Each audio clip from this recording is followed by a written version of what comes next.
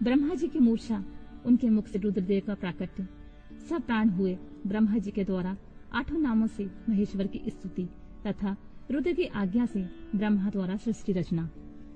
तदनंतर काल महिमा, प्रलय, ब्रह्मांड की स्थिति तथा सग आदि का वर्णन करके वायु देवता ने कहा, पहले ब्रह्मा जी ने 5 मानस पुत्रों को उत्पन्न किया जो उनके ही समान थे। उनके नाम इस प्रकार हैं: सनक, सनंदन, विद्वान सनातन, ऋभु और सनत कुमार। वे सबके सब योगी, वीतराग और ईर्ष्या दोष से रहित थे। इन सब का मन ईश्वर के चिंतन में लगा रहता था, इसलिए उन्होंने सृष्टि रचना की इच्छा नहीं की। सृष्टि से विरत हो सनत आदि महात्मा जब चले गए, जब ब्रह्मा जी ने पुनः सृष्टि की इच्छा से बड़ी भारी तपस्या की। इस प्रकार दीर्घ काल तक तपस्या करने पर जब कोई काम न बना, तब उनके मन में बहुत दुख हुआ। उस दुख से क्रोध प्रकट हुआ। क्रोध से आविष्ट होने पर ब्रह्मा जी के दोनों नेत्रों से आंसू की बूंदें गिरने लगी। उन अश्रु बिंदुओं से भूत प्रेत उत्पन्न हुए। अश्रु से उत्पन्न हुए उन सब भूत प्रेतों को देखकर ब्रह्मा जी ने अपनी निंदा की। उस समय क्रोध और मोह के कारण उन्हें तीव्र मूर्छा आ गई। क्रोध से आविष्ट हुए प्रजापति ने मूर्छित होने पर अपने प्राण त्याग दिए। तब प्राणों के स्वामी भगवान नील रोहित रुद्र अनुपम कृपा प्रसाद प्रकट करने के लिए ब्रह्मा जी के मुख से प्रकट हुए। उन जगदीश्वर प्रभु ने अब तक 11 रूपों में प्रकट किया।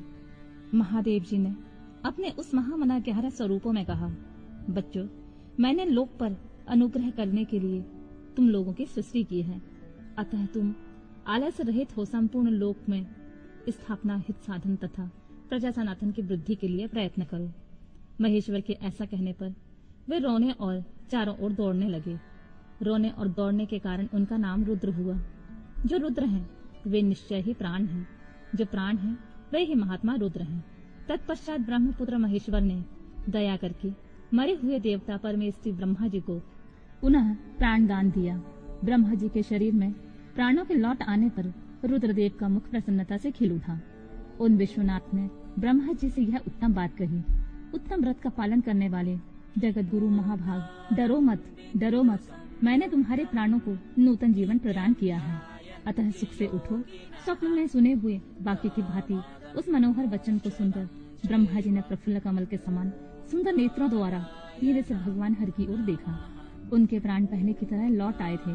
अतः ब्रह्मा जी ने दोनों हाथ जोड़कर स्नेह युक्त गंभीर वाणी के द्वारा उनसे कहा, प्रभु, आप दर्शन मात्र से मेरे मन को आनंद प्रदान कर रहे हैं, अतः बताइए आप कौन हैं जो संपूर्ण जगत के रूप में स्थित हैं?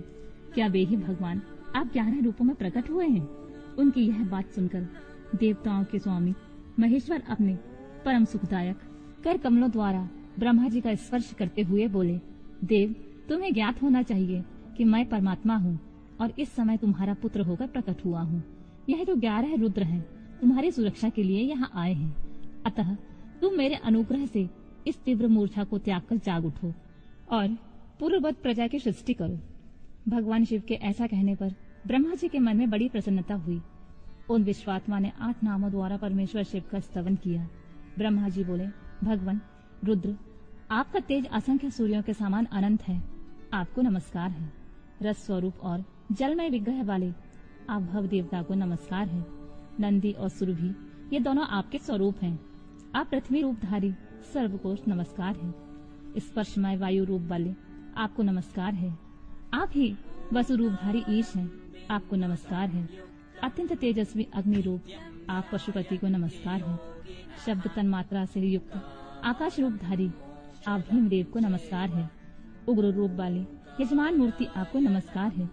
सोम रूप आप अमृत मूर्ति महादेव जी को नमस्कार है। इस प्रकार 8 मूर्ति और 8 नाम वाले आप भगवान शिव को मेरा नमस्कार है। इस प्रकार विश्वनाथ महादेव जी की स्तुति करके लोक पितामह ब्रह्मा ने प्रणाम पूर्वक उनसे प्रार्थना की, भूत भविष्य और वर्तमान के स्वामी मेरे पुत्र भगवान महेश्वर, आप सृष्टि के लिए मेरे शरीर से उत्पन्न हुए हैं, इसलिए जगत प्रभु इस महान कार्य में संलग्न हुए मुझ ब्रह्मा को आप सर्वज्ञ सहायता करें और स्वयं भी प्रजा की सृष्टि करें। ब्रह्मा जी की इस प्रकार प्रार्थना करने पर कल्याणकारी त्रिपुरनाशक रुद्रदेव ने बहुत अच्छा कहकर उनकी बात मान ली। तदनंतर प्रसन्न हुए महादेव जी का अभिनंदन करके सृष्टि के लिए उनकी आज्ञा पाकर भगवान ब्रह्मा ने अन्यान प्रजाओं की सृष्टि आरंभ की। उन्होंने अपने मन से ही मरीचि, भृगु, अंगिरा, पुलस्त्य, पुलह, क्रतु, अत्रि और वशिष्ठ की सृष्टि की। ये सब ब्रह्मा जी के पुत्र कहे गए हैं। धर्म, संकल्प और रुद्र के साथ इनकी संख्या 12 होती है। ये सब पुराने गृहस्थ हैं। देवगणों सहित इनके 12 दिव्य वंश कहे गए हैं, जो प्रजावान, क्रियावान तथा महर्षियों से अलंकृत हैं। तत्पश्चात जल पर स्थित हुए रुद्र सहित ब्रह्मा जी ने देवताओं, असुरों, पितरों और मनुष्यों की सृष्टि करने का विचार किया। ब्रह्मा जी ने सृष्टि के लिए समाधिस्थ होकर अपने चित्त को एकाग्र किया। तत्पश्चात मुख से देवताओं को, कोख से पितरों को, कुटीर के अगले भाग से असुरों को तथा प्रजनेन्द्रियों से सब मनुष्यों को उत्पन्न किया। उनके गुदा स्थान में राक्षस उत्पन्न हुए, जो सदा भूख से व्याकुल रहते हैं। उनमें तमोगुण और रजोगुण की प्रधानता होती है। वे रात को ही विचरते और बलवान होते हैं। सांप, यक्ष, भूत और गंधर्व ये भी ब्रह्मा जी के अंगों से उत्पन्न हुए हैं। उनके पक्ष भाग से पक्षी हुए। वक्ष स्थल से अजन्म प्राणियों का जन्म हुआ है। मुख से बकरे और पार्श्व भाग से भुजंगमों की उत्पत्ति हुई है। दोनों पैरों से घोड़े, हाथी, शरभ, नीलगाय, भृग, ऊंट, खच्चर नामक भृग तथा पशु जाति के अन्यान प्राणी उत्पन्न हुए हैं। रोमावलियों से औषधियों और फल फूलों का प्राकट्य हुआ है। ब्रह्मा जी के पूर्ववर्ती मुख से गायत्री छंद, ऋग्वेद, त्रिवित्र, तोम, रथंतर, साम तथा अग्नियोष्ठोम की यज्ञ की उत्पत्ति हुई है। उनके दक्षिण मुख से यजुर्वेद, त्रिदुप्त, छंद, पंचदश, तोम, रथंतर, साम तथा अग्निष्टोम नामक यज्ञ की उत्पत्ति हुई है। उनके दक्षिण मुख से यजुर्वेद, त्रिस्तुप, छंद, पंचदश, तोम, बृहस्साम और उक्कत नामक यज्ञ की उत्पत्ति हुई है। उन्होंने अपने पश्चिम मुख से सामवेद, जगति छंद, सप्तदश, तोम, वैरूप्य, साम्य और अतिरात्र नामक यज्ञ को प्रकट किया। उनके उत्तरवर्ती मुख से एकविंश, तोम, अथर्ववेद, आयुक्तयाम नामक यम, अनुच्छंद और वैराज नामक साम का प्रादुर्भाव हुआ। उनके अंगों से और भी बहुत छोटे छोटे प्राणी उत्पन्न हुए। उन्होंने यक्ष, पिशाच, गंधर्व, अप्सराओं के समुदाय, मनुष्य, किन्नर, राक्षस, पक्षी, पशु, मृग और सर्प आदि संपूर्ण नित्य एवं अनित्य स्थावर जंगम जगत की रचना की। उनमें से जिन्होंने जैसे जैसे कर्म पूर्व कल्पों में अपनाए थे, पुनः पुनः सृष्टि होने पर उन्होंने अपने उन्हीं कर्मों को अपनाया। उस समय वे अपने पूर्व भावना से भावित होकर हिंसा अहिंसा से युक्त मृदु कठोर, धर्म अधर्म तथा सत्य और मिथ्या कर्म को अपनाते हैं, क्योंकि पहले ही वासना के अनुकूल कर्म ही उन्हें अच्छे लगते हैं।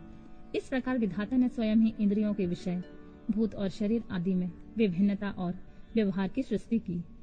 उन पितामह ने कल्प के आरंभ में देवता आदि प्राणियों के नाम, रूप तथा कार्य विस्तार को वेदोक्त वर्णन के अनुसार ही निश्चित किया।